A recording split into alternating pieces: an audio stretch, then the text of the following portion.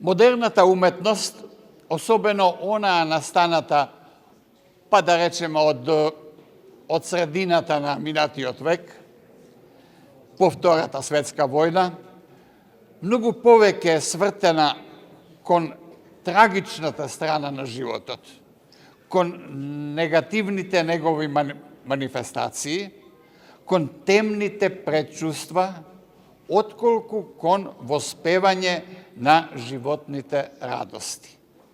Се надевам дека не треба да давам примери, нели? Огромен број на сликари имаат своји визии на апокалипса, а многу малку сликари своји визии на евентуалниот рај на земјата. Затоа, секогаш изненадува кога ќе се сретнеме со дела кои сакаат да ни ја пренесат одушевеноста на уметникот со оние простори во кои, освен природната темнина, постои и светлина, и кои тоа не пропуштаат да го искажат. И еве, пред нас е еден уметник кој не ја крие својата увереност дека уживањето во животот е нешто што не треба да се заборави.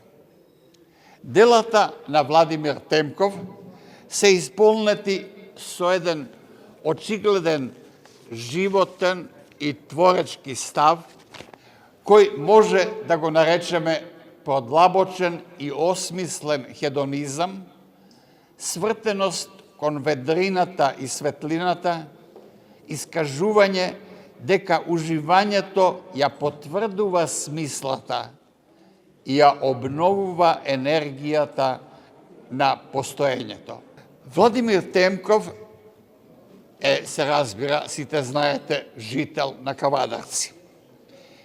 И јас, не само затоа, го поврзувам со она што би го нарекол Кавадаречка сликарска школа во македонското сликарство. Родната почва во многу случаи ја дефинира уметниковата слика на светот и поради тоа јас во првобитниот поттик на овие слики ги препознавам кавадаречките лозја, празникот на гроздоберот, славењето на виното и на неговите занеси. Во известна смисла, Темков ја продолжува линијата што во македонското сликарство ја зацртаа неговите постари претходници, кавадаршани се разбира, бидејќи кавадаршани во македонското сликарство се најбројни. Мислам на доцниот Мазев, на зрелиот Чемерски, на раната Ана Темкова и на најраниот Шемов. Како и кај нив, и кај Владимир Темков, постои еден дионизиски занес,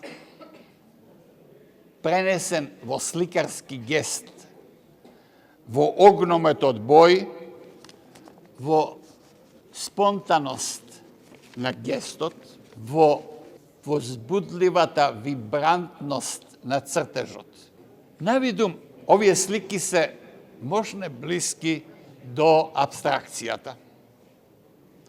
Но само навидум, зашто ако подобро загледаме, на нив ќе го препознаеме микрокосмосот, на билните корења, мозаикот што го сочинуваат растителните линии, плодовите, ситните бобинки и крупните гроздови, инсектите и птиците. На сликите на Владимир Темков се одигрува летниот карневал на созревањето. Се преобразува, зоврива, се преплетува и се проникнува. слејувајќи се во една голема прослава на плодноста. Присуствуваме тука на едно големо славење на природниот циклус на оплодувањето, раѓањето, созревањето, размножувањето.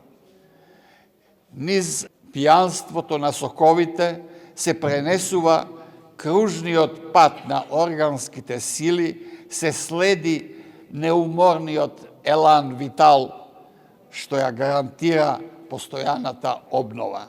Воопшто не е случајно што во најголемиот број на овие слики доминира вертикалата. Стремежот кон растење, кон извишување, напорот насочен кон вознес и кон восхит. Природните форми, кај овој сликар, се плетат во еден плодоносен хаос. Но тоа е хаос кој е на пат да создаде космос, да се претвори во изблик што го најавува новиот почеток. Сликите на Темков покажуваат дека во микрокосмосот се присутни за оној што знае да ја чита природата, големите тајни на макрокосмосот и дека заокружувањето на плодот, на секое зрно од гроздот е всушност манифестација на силите кои ги создаваат и планетите. Темков го кажува сето тоа на еден јазик чија ликовност е секако неоспорна. Низ неговиот сликарски гест изразена е слободата на нагонскиот живот, препуштањето на спонтаните импулси, следењето на исконскиот ритам. Но на крајот, како резултат, таа магма на несвесното проратуваат свесно осмислени облици, се кристализираат пораки и значења, кои се исполнети со смисла, како зрното грозје со сокот. Ја читаме низ овие слики радоста на окото, радоста на раката, радоста на творењето, радоста на создавањето. И на крајот, низ овие слики, Владимир Темков ни праќа покана за влез во земја во која земните сласти добиваат духовна димензија. Повелете на по една чаша полна љубов кон животот.